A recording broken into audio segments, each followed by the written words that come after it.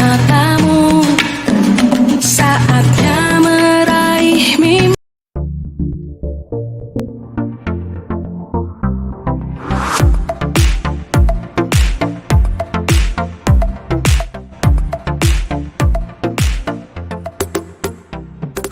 Assalamualaikum warahmatullahi wabarakatuh. Pada kesempatan kali ini, saya akan menjelaskan anatomi saluran pencernaan pada ayam. Untuk saluran pencernaan pada ayam, urutannya adalah sebagai berikut. Yang pertama ada mulut. Nah, mulut ayam berisi paru dan juga lidah, di mana memudahkan ayam untuk mengambil makanan dan memecah partikelnya dengan cara mematuknya yang dibantu dengan lidah. Kemudian sedikit dibasahi dengan air liur yang disebut juga dengan saliva. Nah, saliva ini yang terdapat di lidah hingga kemudian nantinya diteruskan ke esofagus atau kerongkongan. Nah, dari mulut kemudian ke esofagus atau kerongkongan. Nah, kalau kita buka atau pada saat membelah, itu kita melihat ada dua saluran. Nah, di mana saluran pertama, yaitu saluran makanan, itu tidak mempunyai cincin rawan. Kemudian saluran yang kedua, itu saluran pernapasan. Saluran pernapasan di sini dia mempunyai cincin rawan. Jadi kalau kita pegang, ini kalau yang saluran pernapasan ini, dia memiliki cincin rawan. Jadi teksturnya agak kasar. Berbeda dengan saluran pencernaan yang tidak mempunyai cincin rawan, jadi teksturnya halus. Gitu. Jadi melalui organ ini terdapat yang namanya gerakan peristaltik, yaitu gerakan otot kerongkongan yang berkontraksi yang berguna untuk mendorong makanan hingga sampai ke tembolok, sambil terus dilapisi dengan saliva sepanjang organ hingga sampai ke organ selanjutnya. Nah, habis dari esofagus atau kerongkongan, kemudian lanjut ke tembolok. Nah, ini adalah tembolok. Tembolok atau biasa juga disebut dengan crop. Nah, di sini makanan berhenti sementara sekaligus untuk dilunakkan.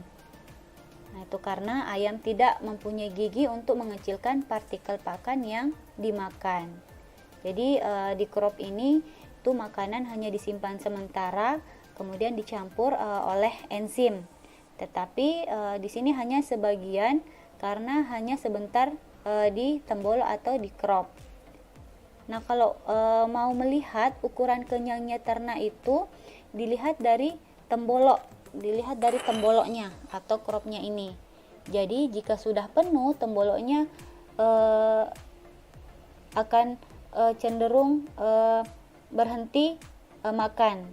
Jadi jika sudah penuh temboloknya, maka ternak akan cenderung berhenti makan. Setelah itu ke proventriculus. Jadi setelah ke tembolok kemudian diteruskan ke proventriculus. Nah, pada proventriculus di sini atau biasa juga disebut dengan lambung kelenjar. Jadi, pada proventriculus di sini ini terjadi proses pencernaan secara kimiawi dengan bantuan enzim.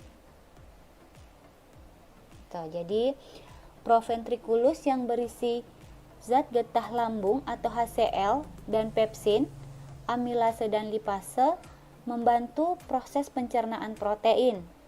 Hal ini berlangsung lebih cepat karena organ yang tidak terlalu besar juga tidak bisa untuk menampung makanan seperti tembolok. Jadi setelah ke proventriculus kemudian dia ke ventriculus. Nah, ini dia ventriculus. Nah, ventriculus di sini atau biasa juga kita sebut dengan rempela. Rempela atau lambung pengunyah. Yang putih-putih ini adalah lemak abdominal. Yang putih-putih ini adalah lemak abdominal. Jadi pada rempela ini terjadi proses pencernaan secara mekanik. Secara mekanik biasa dengan bantuan grit atau bebatuan kecil-kecil.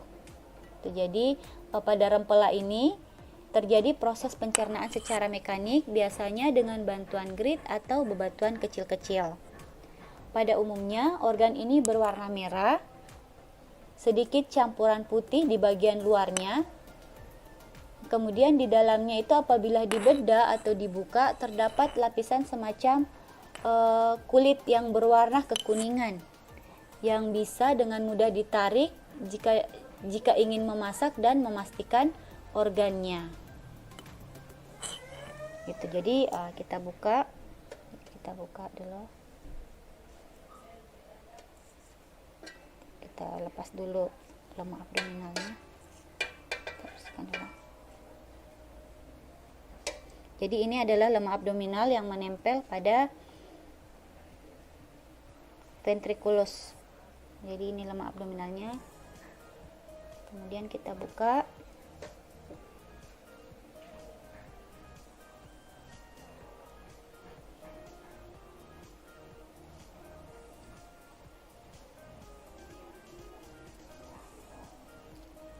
Jadi ini.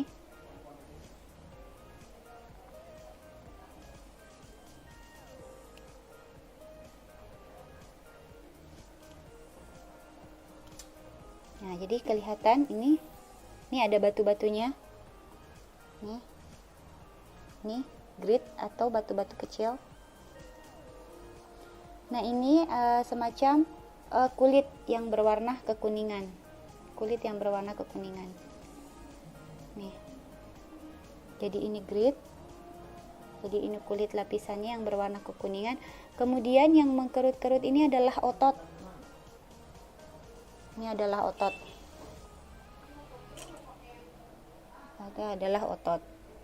Nah, berbeda dengan ayam kampung. Jadi biasanya itu kalau ayam broiler itu ini bisa kita lihat, untuk kita bisa dapat yang ada gritnya. Biasanya ada yang tidak memiliki atau di dalamnya itu tidak ada batu-batuan. Itu jadi biasanya kalau kita bandingkan dengan ayam kampung, itu kalau ayam broiler itu cenderung dikurung dan biasanya diberi pakan yang sudah jadi.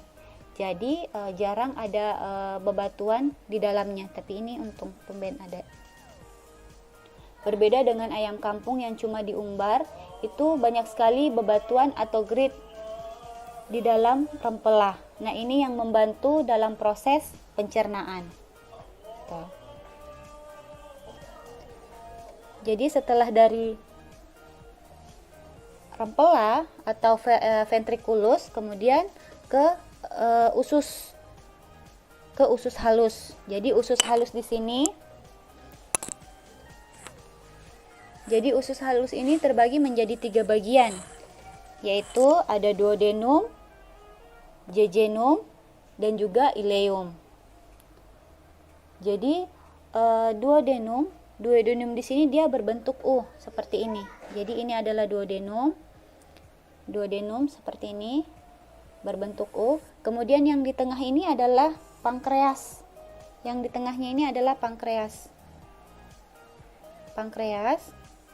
Jadi untuk batas, jika dalam penelitian nanti misalnya kalian mau mengambil sampling untuk duodenum, itu batasnya dimulai dari ujung sini. Untuk batas duodenum dimulai dari batas ujung sini sampai ujung percabangan yang berbentuk U. Jadi seperti tadi sampai sini.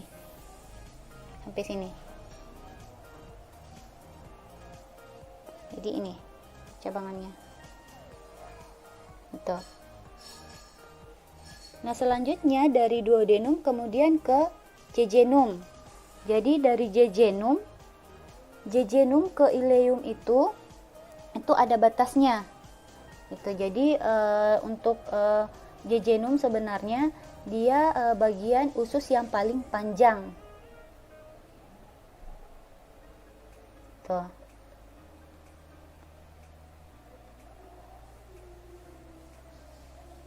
Gitu. Jadi ini sebenarnya sedikit ini pada usus halus ada penggantung usus yang namanya mesenterium. Ini yang namanya mesenterium. Nah, pada mesenterium ini banyak pembuluh darahnya. Jadi ini pembuluh darah.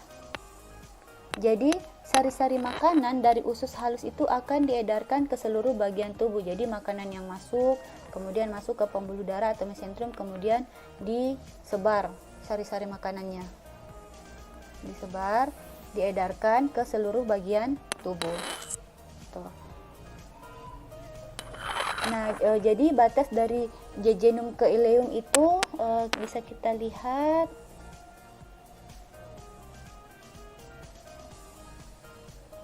di sini.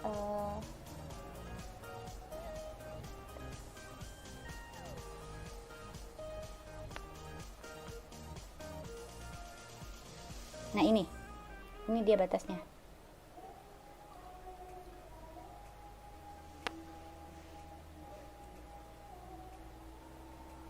Jadi ini.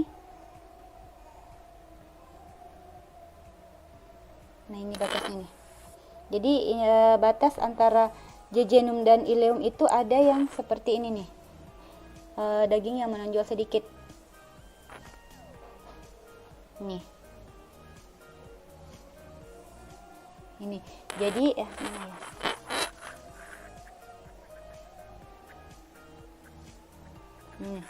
Ini. Jadi ini adalah batas antara ileum dan juga jejunum.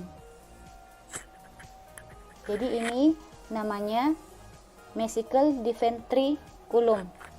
Ini namanya vesicle di ventriculum.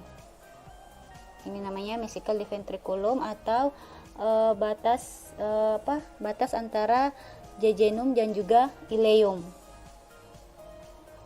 Nah, ini vesicle di ventriculum ini dulunya adalah kantong kuning telur. Itu sebagai cadangan makanan pada saat DOC. Itu.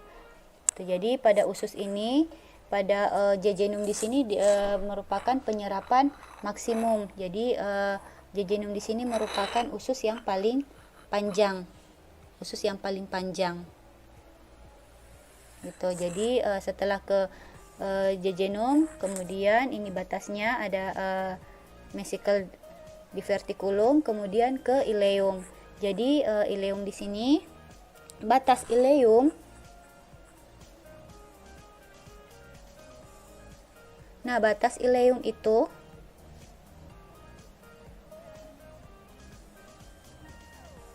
ini.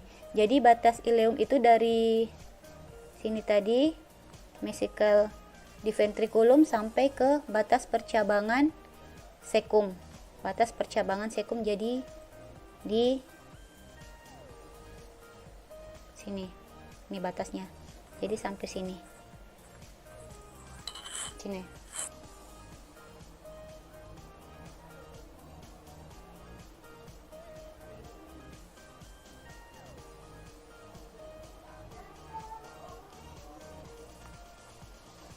Nah, setelah dari usus halus, kemudian ke sekum. Ke sekum, merupakan usus buntu. Ini usus buntu. Setelah itu ke sekum, dari sekum di sini. Dari sekum di sini, terjadi proses pencernaan secara fermentasi. Jadi sekum di sini terjadi proses pencernaan secara fermentasi. Jadi ini setelah ke ileum kemudian ke sekum. Jadi batasnya ileum itu dari percabangan sekum di sini, di ujung sini. Nah, kemudian ini sekum. Sekum ini atau biasa juga disebut dengan usus buntu, di mana di sekum ini terjadi proses pencernaan secara fermentasi. Tuh. Kemudian dari sekum ke usus besar. Jadi usus besar di situ jadi sini. Jadi usus besar itu dari sini ke sini. Usus besar itu dari sini ke sini, di mana usus besar itu tempat penyerapan air. Tempat penyerapan air. Jadi Sisanya dari seluruh proses di atas itu sampai di usus besar sekarang hanyalah air. Nah, di organ pencernaan ayam ini bertujuan untuk menjaga kebutuhan air dalam tubuh ayam. Gitu. Jadi setelah itu dari usus besar kemudian ke kloaka. Kloaka itu ada di sini. Ini kloaka. Dan ini adalah anus. Kloaka. Ini. Nah, pada kloaka ini ada pertemuan 3 saluran. Nah, ada pertemuan 3 saluran, yaitu ada saluran urin, saluran reproduksi, dan juga feses. Tetapi kalau dalam unggas itu kita sebutnya sebagai ekskreta, gitu. Jadi ini kloaka, dari usus besar ke kloaka. Nah, di kloaka di sini ada 3 pertemuan saluran, yaitu ada saluran urin, saluran reproduksi, dan feses. Tuh, atau ekskreta. Gitu. Jadi yang terakhir adalah anus. Nah, kemudian di sisi akhir dari sisa pakan yang tidak dapat dicerna seperti serat dan urin itu akan dikeluarkan melalui organ ini. Kloaka. Nah, sedikit tambahan, ada yang namanya bursa Fabricius. Nah, ini yang namanya bursa Fabricius ini dekat kloaka. Nah, nantinya kalau ada yang penelitian kemudian mencari bursa Fabricius itu ada terletak di dekat kloaka. Jadi ini. Jadi terakhir adalah anus. Tempat terakhir keluarnya feses. Sedikit tambahan, di sini ada organ pelengkap. Organ pelengkap itu terdiri dari hati, kemudian empedu, dan juga jantung. Jadi ini adalah organ pelengkapnya.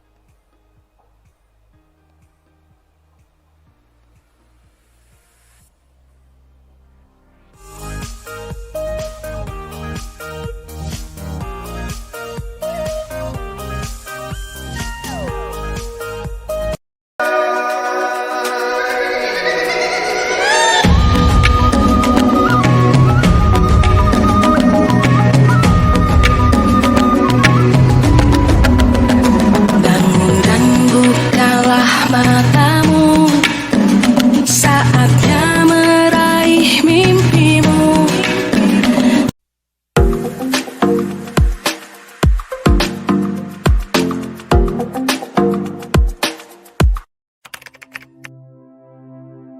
Assalamualaikum warahmatullahi wabarakatuh. Bersama saya Ubi Jofan Saputra, kita akan melanjutkan pembahasan mengenai materi ANFIS 1, yaitu sistem pernafasan atau sistem respirasi.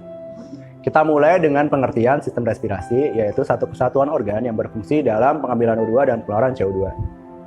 Sistem respirasi mempunyai beberapa fungsi, di antara yang pertama adalah suplai O2 dan pengeluaran CO2, yang kedua adalah termoregulator, yang ketiga adalah membantu bersuara, dan yang terakhir adalah mengeluarkan uap air dari dalam tubuh. Sistem respirasi terdiri dari beberapa organ penyusun. Yang pertama adalah cavum nasalis atau lubang hidung yang terdiri dari 2 bagian. Bagian lateral dinamakan nares anterior dan rongga-rongga bagian dalamnya dinamakan dengan nares posterior. Kemudian ada organ kedua yaitu paring atau pangkal tenggorokan yang terletak di dasar mulut. Kemudian organ ketiga merupakan glotis, yaitu pembatas antara saluran pencernaan dan pernafasan. Dilanjutkan dengan organ berikutnya yaitu laring, yang merupakan katup yang akan buka dan menutup ketika unggas, makan, ataupun minum. Kemudian ada trakea atau saluran pernafasan yang menghubungkan antara laring dengan siring. Kemudian dilanjutkan dengan organ siring atau voice box yang di dalamnya terdapat klep yang sering kita sebut dengan valvula. Apabila bergetar maka akan menghasilkan suara pada unggas. Kemudian ada bronchi atau percabangan yang menghubungkan antara siring dengan paru-paru. Kemudian ada percabangan dari bronchi yang kita namakan dengan bronchiolus. Organ berikutnya yaitu paru-paru yang di dalamnya terdapat alveolus yang merupakan tempat terjadinya proses pertukaran O2 dan CO2. Kemudian organ terakhir merupakan kantong udara atau yang sering kita sebut dengan saccus respiratorius atau boleh juga disebut dengan saccus pneumaticus. yang mempunyai 4 fungsi. Yang pertama adalah meringankan bobot badan ketika berenang, meringankan berat jenis tubuh ketika terbang, kemudian menyimpan O2, dan yang terakhir adalah sebagai termoregulator. Oke, selanjutnya kita akan membahas mengenai mekanisme respirasi yang terdiri dari inspirasi dan ekspirasi, dibedakan menjadi 2, yaitu saat istirahat dan saat terbang. Yang pertama adalah mekanisme pernafasan ketika istirahat, dimulai dari mekanisme inspirasi, yaitu udara masuk, kemudian tulang rusuk bagian dada ke depan, kemudian rongga dada mengembang, tekanan di paru-paru itu mengecil sehingga udaranya masuk. Itu bisa dipahami ya. Kemudian ada mekanisme ekspirasinya ketika istirahat. Kebalikannya dari inspirasi, tulang rusuk kembali ke posisi semula, kemudian rongga dada mengempis, tekanan udara membesar, udara keluar dari paru-paru. Seperti itu. Kemudian kita melanjutkan pembahasannya tadi. Sekarang ketika terbang, inspirasinya sayap dikepakkan ke atas atau diangkat, kemudian kantong udara pada bagian tulang korakoid itu terhempit, kantong udara di ketiak di bawah sayap itu mengembang, jadi udara pindah dari korakoid ke kantong ketiak, seperti itu. Kemudian bagian ekspirasinya, sayap kembali ke posisi semula, kantong udara di bagian tulang korakoid membesar, kemudian kantong udara di ketiak mengecil, udara keluar melalui paru-paru. Seperti itu. Ada beberapa preparat yang bisa kita tunjukkan kepada praktikan, hanya beberapa ya, karena sebagian tidak bisa diberikan. Yang pertama ada capung nasalis atau lubang hidung, tepatnya seperti ini ya. Ada yang belum pernah lihat hidung ayam, ini kayak gini hidung ayamnya. Ada 2 lubang. Terus nanti ada nares anterior posterior, anterior bagian sini, posterior yang di bawah kaki. Kemudian masuk di sini ada dari laring, glotis, laring, lanjut sampai ini yang dinamakan trakea. Saluran pernafasan yang berhubungan dengan antara laring dan siring. Kayak gini. Kemudian yang paling penting di sistem respirasi itu adalah paru-paru ini. Ini karena preparatnya udah agak lama ya, jadi nggak begitu jelas terlihatnya kayak gini ya. Nah, di paru-paru ini ada alveolus. Nah, fungsi alveolus itu sebagai tempat pertukaran antara O2 dan CO2 gitu. Jadi sekarang saya akan melanjutkan pembahasan mengenai organ-organ sistem respirasi, dimulai dari lubang hidung atau cavum nasalis, kemudian turun di daerah oral. Nanti ada yang namanya paring dan juga glotis, namun sayang kita nggak bisa melihat karena keterbatasan preparat. Kemudian turun, nanti ada laring, kemudian turun lagi ada trakea yang bisa diamatin. Ini ukurannya lebih gede daripada di ayam ya. Ini trakea yang menghubungkan antara laring dengan siring. Kemudian ada siring yang tidak bisa diamatin. Kemudian turun lagi ada bronchi, percabangan yang menghubungkan siring, dengan paru-paru. Kemudian ini yang paling lebar bisa diamati oleh teman-teman. Ini adalah paru-paru bebek gitu. Oke, cukup jelas ya untuk preparat bebek. Kemudian kita berpindah ke preparat merpati. Agak susah untuk mengamati karena dari merpati sendiri unggas yang cukup kecil, lubang hidungnya juga agak susah diamatin. Ini turun sama, nanti yang bisa diamatin hanya trakea dari merpati ini, kemudian paru-paru. Gitu ya. Itu saja yang bisa saya sampaikan. Terima kasih.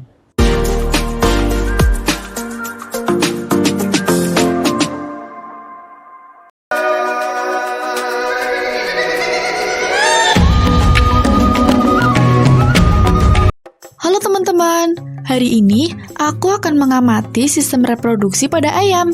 Kalian pasti penasaran kan? Yuk simak videonya sampai selesai. Sistem reproduksi ayam betina lebih rumit loh dibandingkan dengan ayam jantan. Yang dimaksud dengan sistem reproduksi intinya adalah bagaimana ayam betina bertelur. Alat reproduksi ayam betina terdiri dari yang pertama, ovarium atau kantong telur yang berfungsi sebagai pembentuk telur, dan yang kedua, hormon-hormon reproduksi. Bagaimana proses ayam bertelur? Pertama, hormon FSH merangsang ovarium untuk membentuk folikel. Mudahnya folikel itu adalah awal mula kuning telur. Yang ini nih. Folikel yang telah terbentuk semakin lama semakin besar loh. Ketika folikel telah terbentuk seperti bola dan matang, hormon estrogen akan merangsang corong ovidus yang ini, sehingga membesarkan rongga salurannya. Selanjutnya, selaput pembungkus folikel akan pecah sehingga folikel terlepas dari ovarium. Peristiwa ini disebut ovulasi. Folikel akan masuk ke saluran yang panjang ini, yang disebut ovidus.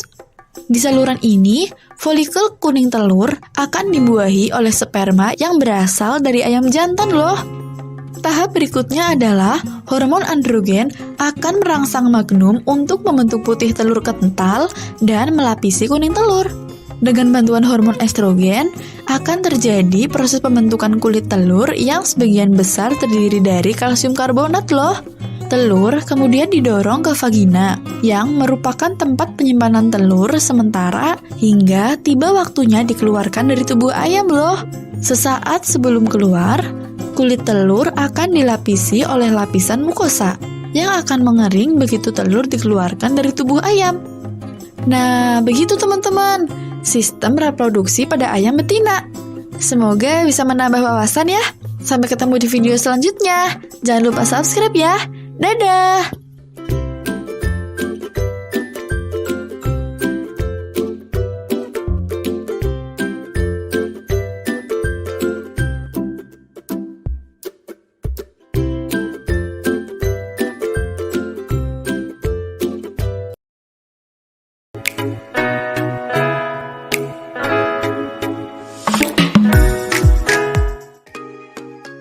Assalamualaikum warahmatullahi wabarakatuh. Om Swastiastu. Perkenalkan, nama saya Alvina Sintia Nurlaibi, NIM 19035111119 dari kelas C.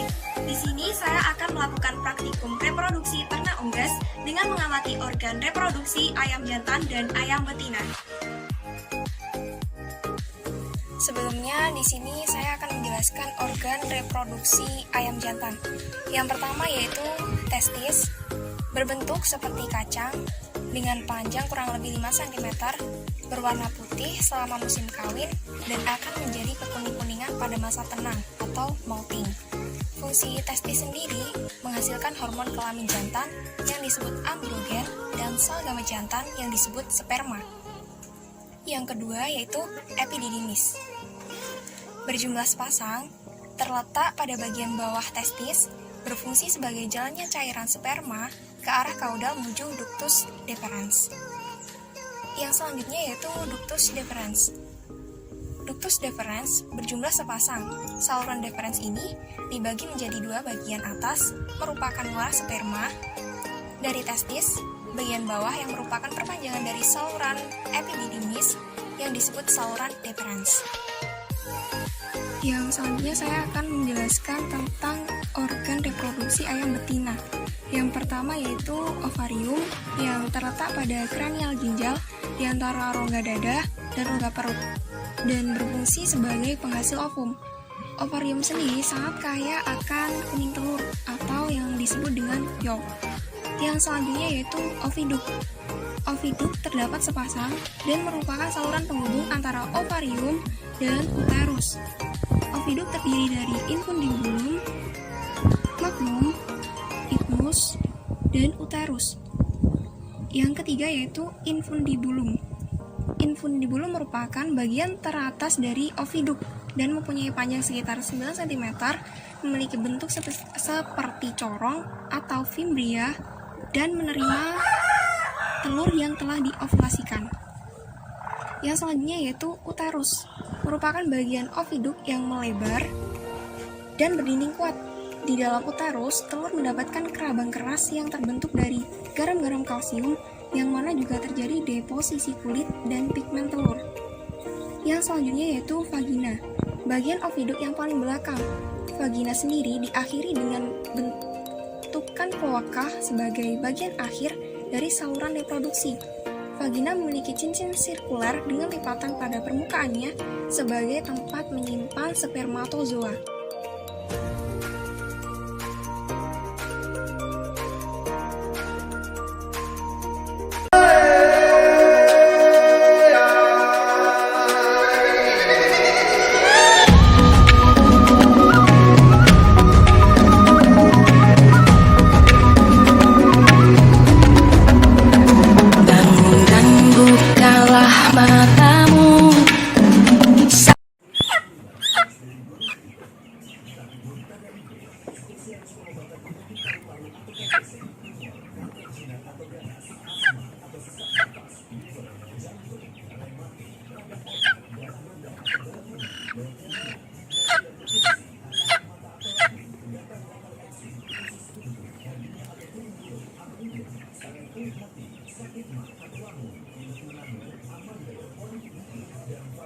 Dari Y itu ya turun ya, tuh masukin.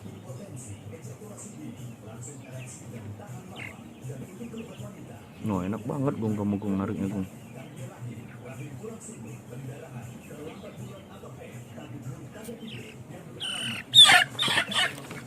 Enak banget Gung.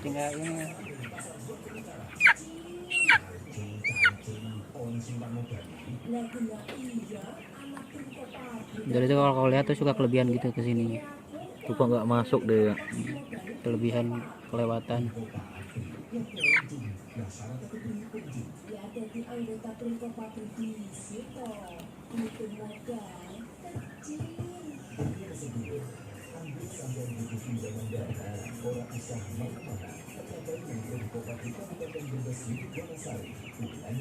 Dikit aja deh ya. Miringin, tinggal miringin biar ngalir.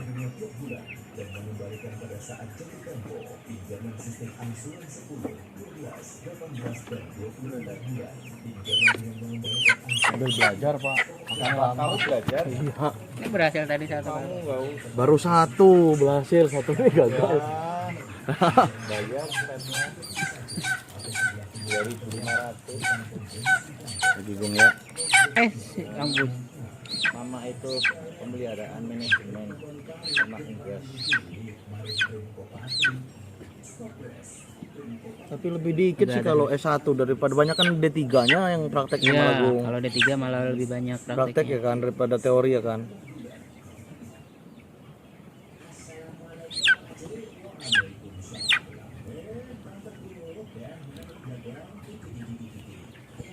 Ini susah Pak. Kalau nggak pas-pas banget nggak masuk.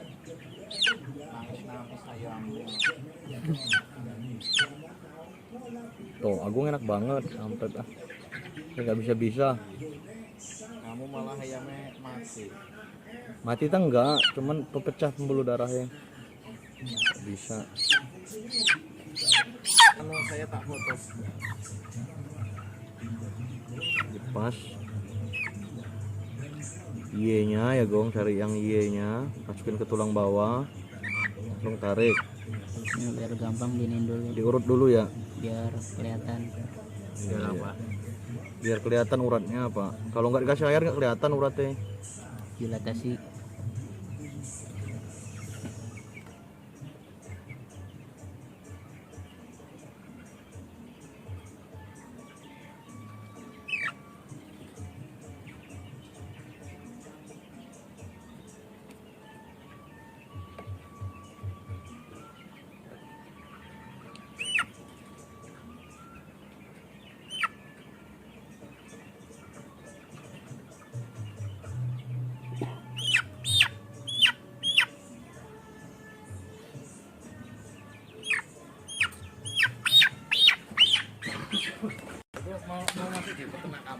Yo, udah lama nggak post. Musik Sunda ya. Nggak apa-apa.